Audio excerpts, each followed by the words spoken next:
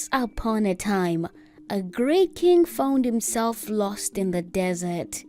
He had been walking for days in the hot sun. The king was very tired, thirsty, and hungry. Suddenly, he heard something above him. A flock of cranes was flying over, and they saw the troubled king below them. The cranes took pity on the king and carried him back to his kingdom. The cranes saved the king's life. To thank them, the king gave each crane a beautiful crown of gold. People saw the golden crowns and became very jealous. They began to hurt the cranes and steal the crowns for themselves. The king became very sad when he saw that people were hurting the cranes because of the gift he gave them. The king waved his hand and turned the crowns from heavy gold into a glorious spray of light golden feathers. And that, my friends, is how the crane got its crown. Did you know that cranes can be found in many different places? From wetlands to grasslands to farm fields. Some cranes even like to hang out in our own backyards. But some cranes and the places they call home are in trouble. Just like people, they need safe places to live with clean water and healthy food. They need places to dance, to sing, and to fly. They need places to nest and raise their chicks. George Archibald and Ron Sawi were young students when they first dreamt of saving these beautiful birds for people long in the future. George grew up in eastern Canada. He spent most of his time outside, following ducks around his farm and examining plants. When he was just 8 years old, George and his classmates learned about a pair of whooping cranes that were discovered nesting all the way on the other side of Canada. George was hooked. He knew if the whooping cranes nested in the Canadian wilderness, then they must have made a long and dangerous journey from southern Texas in the United States.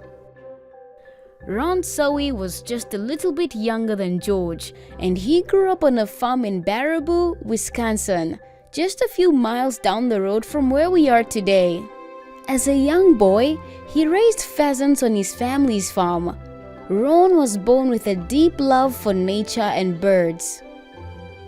As luck would have it, Ron and George both decided to study birds at Cornell University in New York. The two nature enthusiasts, one from Canada and the other from the United States, were determined to make a difference in the world for people, wildlife, especially for cranes. Realizing that many of the 15 crane species were endangered, they decided to start an organization to save them. They named their new organization the International Crane Foundation and started bringing cranes from around the world to the farm here in Baraboo, where Ron grew up.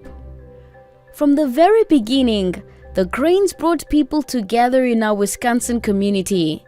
Today, the International Crane Foundation has a network of people around the world who care for cranes and the places they need to survive. Kids all around the world celebrate the cranes that live near their homes. Come with me, and we will join them for the celebrations. The life of a crane, like all birds, starts with an egg.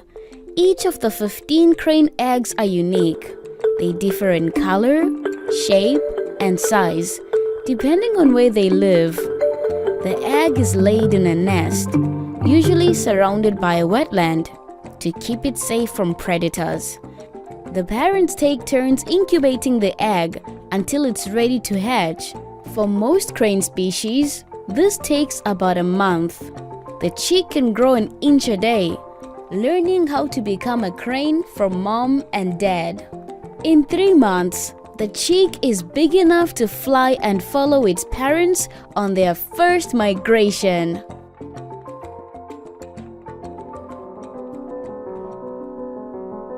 Have you ever seen a whooping crane? Many crane species migrate between the places they live in the summer and winter. Their parents teach them the best routes to take. This route is called a flyway. But flying such long distances in the spring and fall is no easy task. Cranes look for the best places to rest and eat along the way, just like we do on long road trips. In February, I met a group of young bird watchers observing whooping cranes on the Texas Gulf Coast.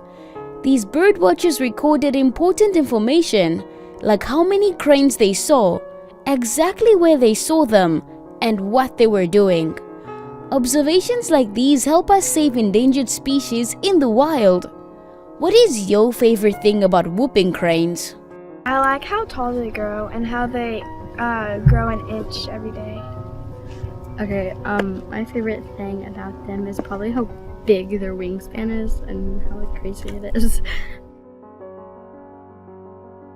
Their wingspan and the black tips on their wings. They're just huge. I like it that they have the black and red piece on their head, and that they have such a great personality, and they're really tall. I feel like really excited. I'm like, this is maybe if I go live somewhere else when I'm older, I'll be able to remember that memory forever. Stuff. I feel small compared to cranes because they're so tall. Whenever I see a hooping crane, what I want to do, what I think is it's like a once-in-a-lifetime opportunity, especially to see one of these such exotic creatures. I think it's cool that they're so world-renowned, yet they're in our backyard. I love that they're just all around us, and maybe you could see them every now and then, and you could just enjoy the beauty. As whooping cranes prepare for their migration from Canada to Texas in November, children in Bhutan are getting ready to welcome black-necked cranes in the Fujika Valley.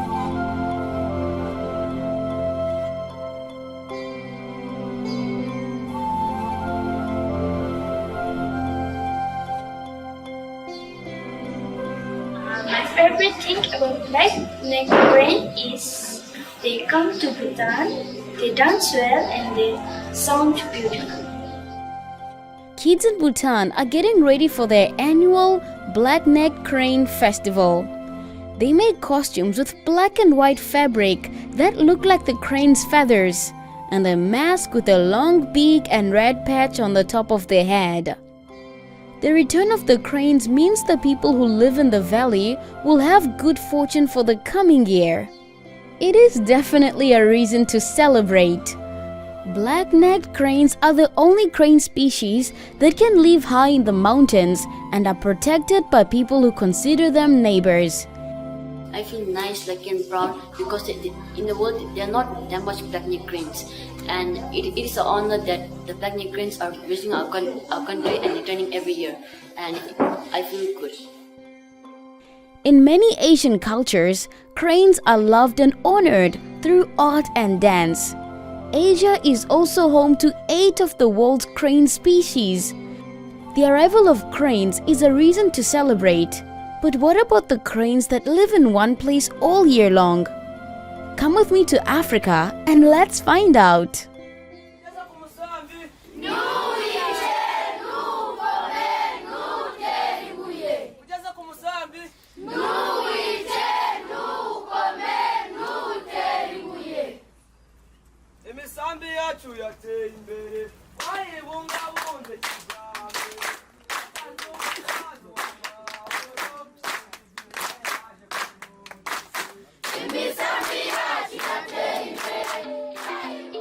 East Africa is made up of several countries where grey-crowned cranes live. Students in Uganda, Kenya and Rwanda belong to nature clubs that work to protect the cranes where they live. The students create poems, songs, and dances that raise awareness and teach others about cranes and how to help them. The poem is about crane and environmental conservation. Oh, wetlands are gone, the crane is the sufferer. Wetlands are gone, the crane is the sufferer. Wetlands are burnt, eggs are destroyed, juveniles are killed, the crane is the sufferer. Wetlands are drained, trees are cut, cultures are dying, the crane is the sufferer. Conserve wildlife and environment. Stop burning bushes, stop burning wetlands, and stop cutting trees. Because the cranes are the sufferers. The more we see cranes as our neighbors and members of a community, the more we know how to protect these important birds. Do you remember how the crowned crane helped the great king? And he in turn granted them protection from harm? We can all protect cranes just like the king did. Cranes also protect us by letting us know how healthy our environment is. Cranes thrive where the water is clean and food is plentiful. How will you protect cranes? Raise awareness by sharing these stories with your friends and families. Protect natural habitats in your community and continue to explore the natural world around us. We are the voice for all living things. When we work together, everything is possible.